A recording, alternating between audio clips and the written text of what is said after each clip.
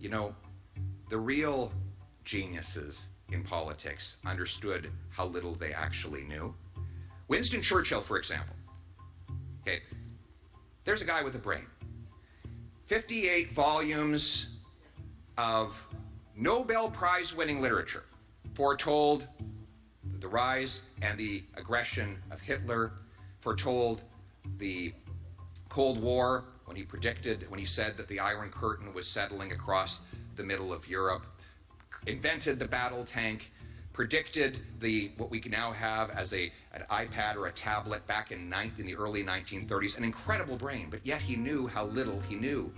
He actually became a bricklayer and joined the Bricklayers Union to remind himself how brilliant the common man was. And he knew that after he left his brick wall, but before the grout settled, his aides would have to come and reset the bricks because he'd done such a bad job of it, right? But that was because he honored the common people. One of my favorite stories of him was not his great witticisms or his powerful speeches. He was walking in the streets of London after one of the big Nazi raids had toppled buildings. And he used to go out and listen to the common people, hear their stories. One day he happened upon a lady who'd been trapped under rubble. And so he went with his team and they scraped away the rocks and dust and they helped her to her feet. And she was shaking and trembling. And she looked him in his eyes and said, "Thank you." And as she was helped away, he stood in stone silence.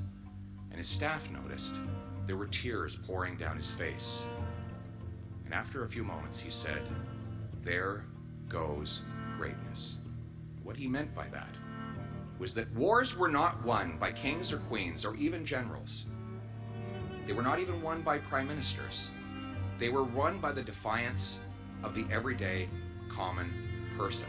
You see, it was the sophisticated aristocrats that wanted to give in to Hitler, that believed that he could be appeased. It was actually the common people on the ground that stood up, that had the most to lose, who stood up and fought back. It was the tea ladies who rushed to go and work in the munition factories. It was the truck driver who got out of his truck and shouldered a rifle to go to the front lines, charging out of the trenches and into harm's way. It was the courageous ones that stood on their rooftops throwing rocks defiantly at Nazi warplanes that went overhead. It was the everyday common people that were the great ones. And we have those great people here today. In fact, if you want to see goodness, greatness, and genius, don't look to those above, look to those all around you. You know, we often call these the ordinary people. But I'll tell you, they are not ordinary. They are extraordinary. The single mother, the single mom that I meet, who works on her feet all day, comes home, teaches her kids math, and balances her family budget on a minimum wage salary. She's not ordinary. She is extraordinary.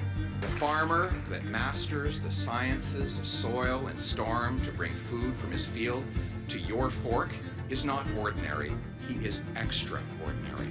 The electrician who captures lightning, runs it through a copper wire to light up your home, tames the most fierce force in nature to make us all comfortable and happy and illuminate this room. He is not ordinary. He is extraordinary. The policewoman who dodges bullets by day and reads bedtime stories to her children at night is not ordinary. She is extraordinary. These people are meant to be masters in their own homes, even though they're not famous. When they die, there are no headlines in the newspapers. There are no eulogies on the floor of the House of Commons. But when they walk through Heaven's Gate, the trumpets sound for them, because God knows that they carried their families, their neighbors, and their nation on their shoulders. And a quiet murmur goes out from the hosts of heaven. There goes greatness. Our jobs, my friends, are to be the champions of these people, the common people, the common sense of the common people, united for our common home. Canada, your home, my home, our home. Let's bring it home. Thank you very much.